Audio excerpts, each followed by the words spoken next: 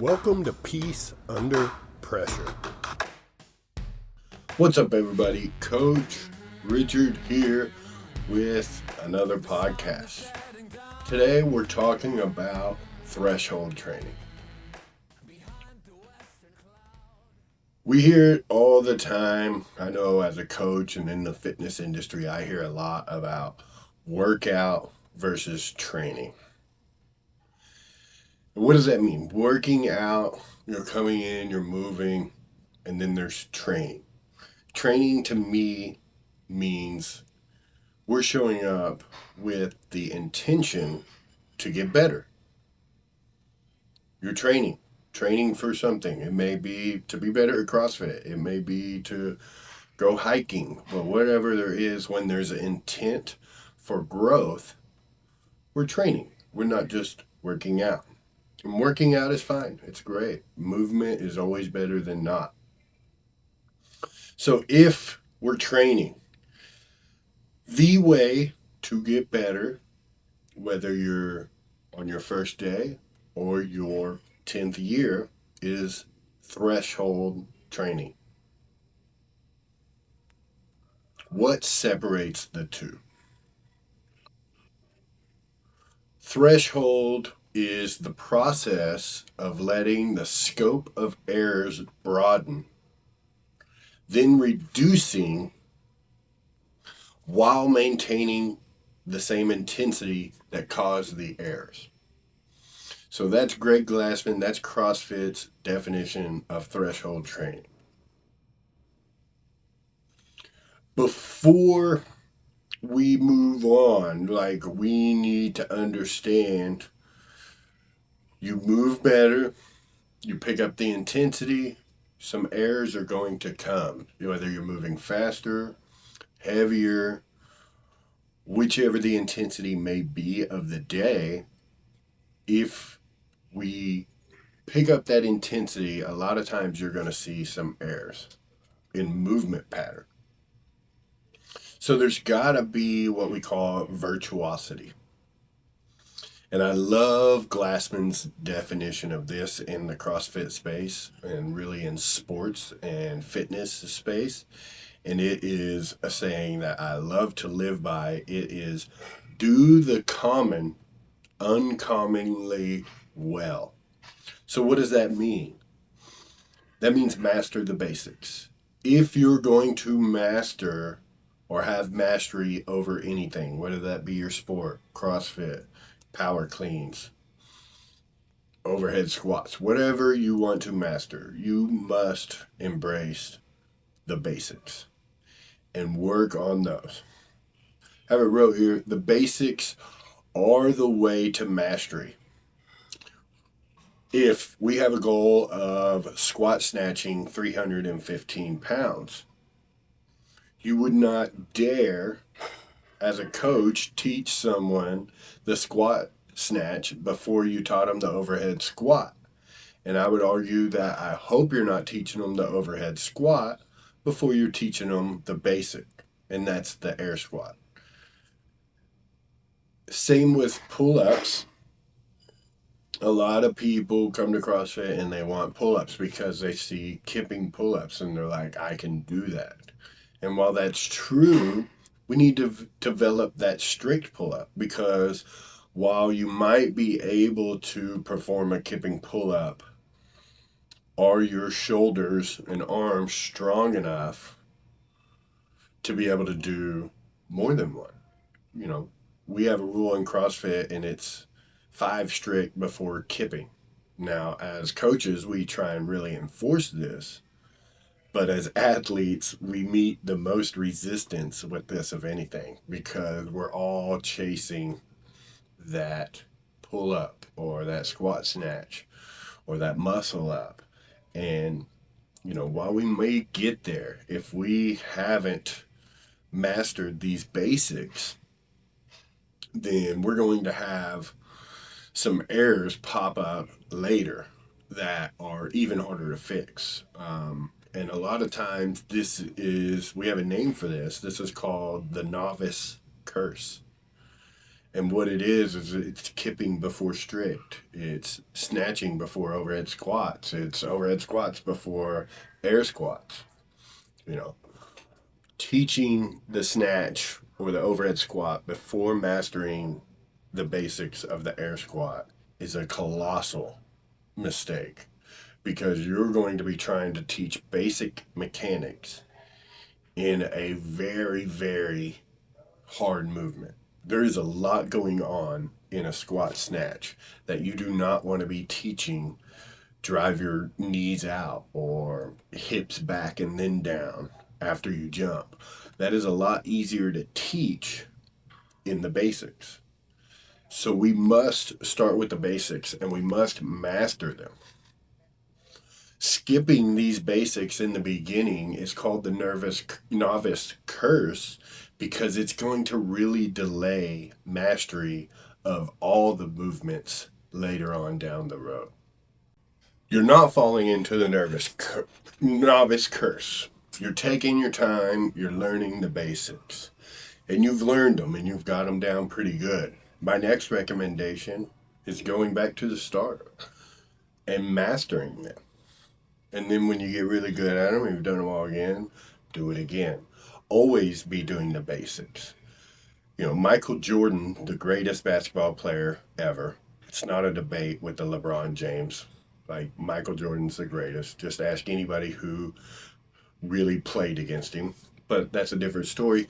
He practiced chest passes every time before the game. The basics. He didn't say, I've got them down. And he was a master at his craft. So you're mastering the basics and you're keeping on working at them. You need to understand that even with these basics mastered, you are still not going to move perfectly. That isn't the goal. Somewhere in this, we told ourselves that we need to move perfectly.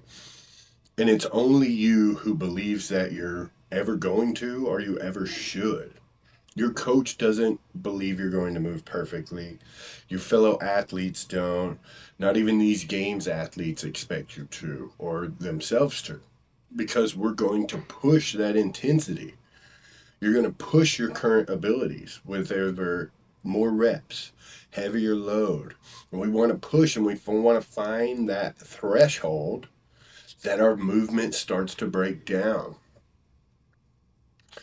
So errors are a big part of development. We're not shying away from making errors. We are understanding that they are a part of this development, and development is the goal. You know, progress, get better daily. We're not chasing perfection, we're chasing growth. And knowing that errors are a part of that should come as a huge sigh of relief. You're supposed to err. Find peace, find release or relief in that just there, that you know, it's only you expecting to move perfect. So you can drop that expectation and be able to come in and know that you're going to err because you're pushing your abilities, and the coach is going to help you fix that. And then you're going to have a new ceiling to where we can push those abilities even more, and we can find other errors and clean that up. You know, so errors are an unavoidable part of development. That is a basic in CrossFit. We understand it. And then Greg Glassman, who I think is just a genius when it comes to growth in the fitness space. He has a quote and it says, in CrossFit, if your technique is always perfect, your intensity is always low. And I agree. A great coach is going to see this and they're going to put it simple. They're going to be like, you can go faster. Greg used an example of typing and how a typist may be 100% accurate, but they're only typing 5 words a minute.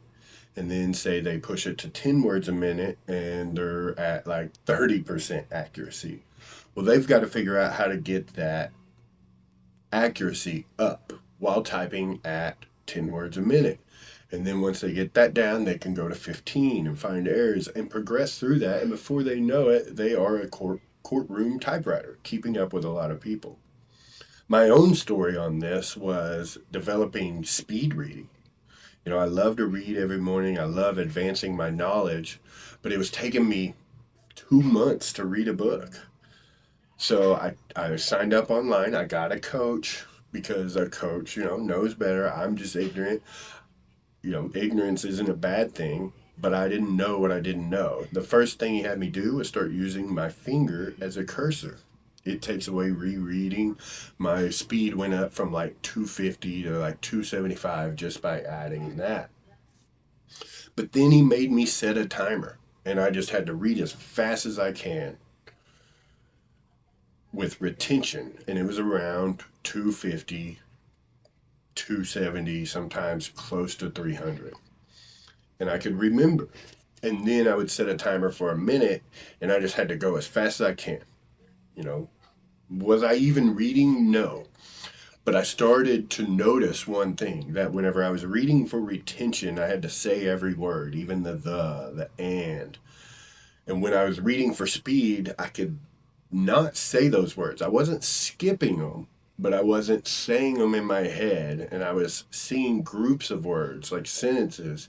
And we don't think in words. When you have a thought, you don't think of the word. You don't see you just picture it. So I could now see these sentences and know what it was. And the faster I went, I started getting better retention. And I thought of it like, if I'm driving through a parking lot, I'm not going very fast. I don't have to pay attention. Whereas if I'm in a race and we're doing 120, I'm locked in. And that's how my speed reading developed. I just constantly kept practicing, reading a minute at a time as fast as I can. And over time, it got better and better. And I got up to like 600, 700 words per minute and was crushing it and started keeping retention. So now I've almost doubled, if not tripled, my reading speed, and I'm remembering it even better because I have kept pushing that limit. I went through that course twice just to really up it. And now, I like my reading, I like my speed, and if I ever want to go faster, then I will push that threshold again. So in essence, it's harder as an athlete to see for sure, but it's even harder for us to be honest with ourselves. And having that coach, they have no problem because it's their job. An athlete in a workout is going to have a way different experience than the coach. And this is why it's harder. An athlete's going to experience the effort, the fatigue, the loss of breath, that discomfort, that fear of, this is getting really hard, and, some confidence in there. Nowhere in there are they really having time to think about movement patterns and am I going fast enough? They might be thinking, Heather's ahead of me, I need to pick up the pace, but how? Where, as a coach's experience and what he sees is going to be your mechanics, your timing, your posture, your bar path, some unused capacity maybe that you have, loss of control, or when a movement actually starts changing. If you got sets of 10, the coach is going to pick up that every time on rep 6, it starts to look a little different. And by rep 10, we're way off the mark. CrossFit are different than gyms. We have coaches and not mirrors. So, a lot of bodybuilders and stuff say they need a mirror to check their form. They're checking their abs. But whole nother story. Whenever you lift for looks, you need mirrors, plain and simple. Their form, it matters just as much as a CrossFit form because they're trying to isolate muscles. So we give them mirrors in there and they can look at themselves and they can try and show off for the people around. But in CrossFit, we don't have mirrors because we don't need you staring at yourself. We need you going. So we have coaches who can really help. You're paying for coaches to help you get better, not to count your reps. If they're not counting your reps, What are they there for? Fixing errors and stuff is all great, but a great coach, not a good one, a great coach owns your next adjustment. For some athletes, that may be cleaning up the movement. For other athletes, it may be getting them to move faster. Great coaching starts before the workout, before the class. Great coaching starts 15 minutes when people are showing up. You have an athlete show up. Are they saying hi to everybody, or are they isolating themselves? Is their head up? Do they look like they're ready to work out? Or are they walking in? Maybe their head's down. Maybe they clearly haven't got any sleep. You know, do they look energized? Do they look pumped to be there? Or did they just have the worst day of their life and they're showing up to CrossFit to just move? A great coach starts coaching the minute someone gets out of their car and walks in the door.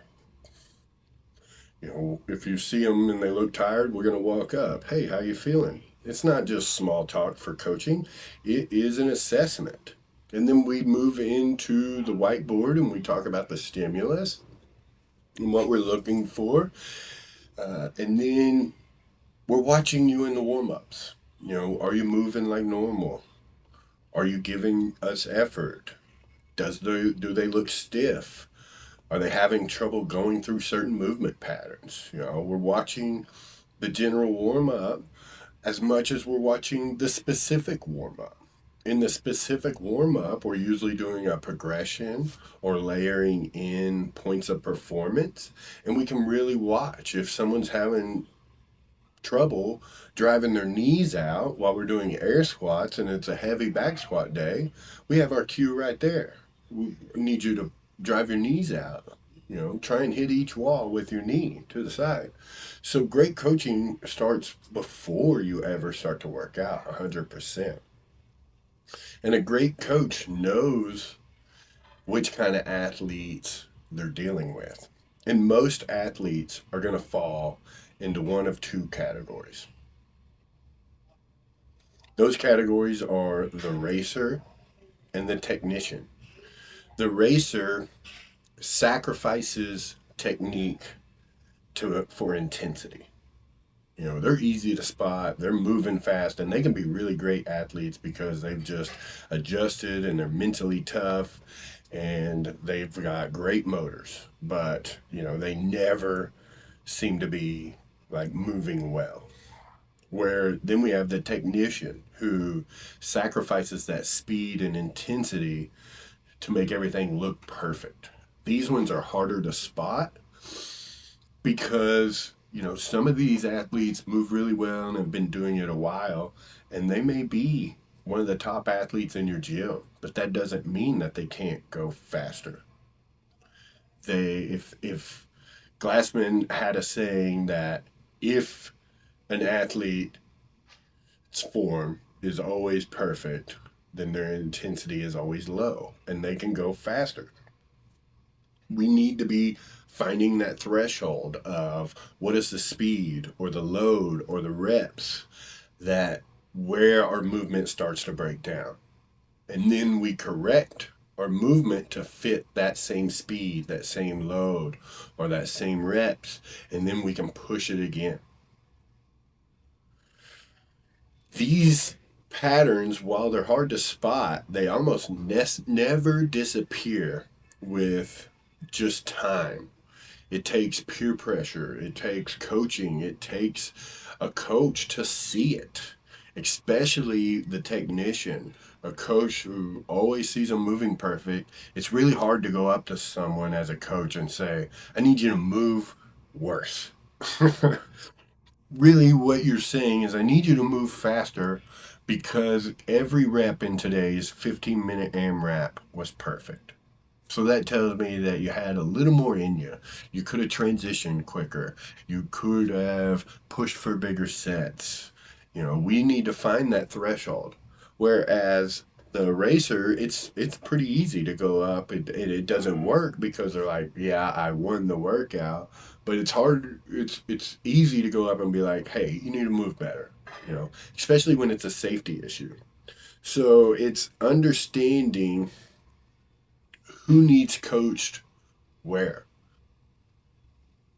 As coaches, our job is to always be moving the needle. So with a technician, we got to get them to move better. When they move more efficiently, they'll go faster. And with the technician, I hope I said the ratio on that. With the technician, it's getting them to move to a speed that causes faults and getting them to understand that it's not that we don't want you to move perfect. We want you to get better. And getting better for you is going faster now. You have the movement down. Now you need to go faster. You haven't mastered it yet because, there is no mastery in this. You need to get better. Move faster, push those limits.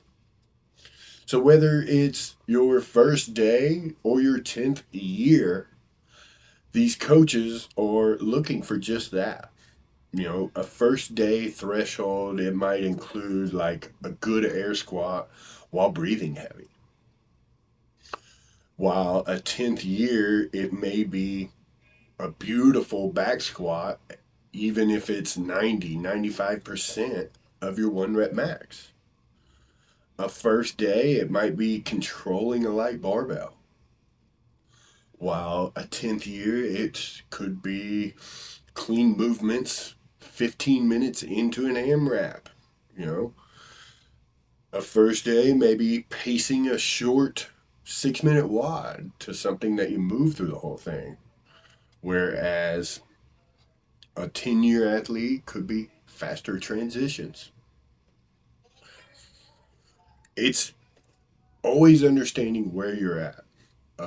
First day, another threshold might just be remembering an entire movement sequence. Say we have a barbell complex. It might just be remembering what comes next.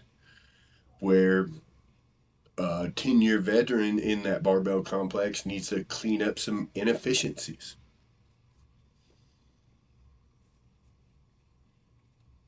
One of the main things I see, like a new person needs, to remember to drive their knees out when they're heavily fatigued.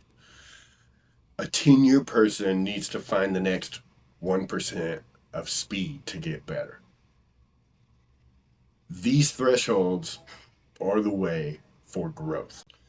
Threshold training, broken down, simple.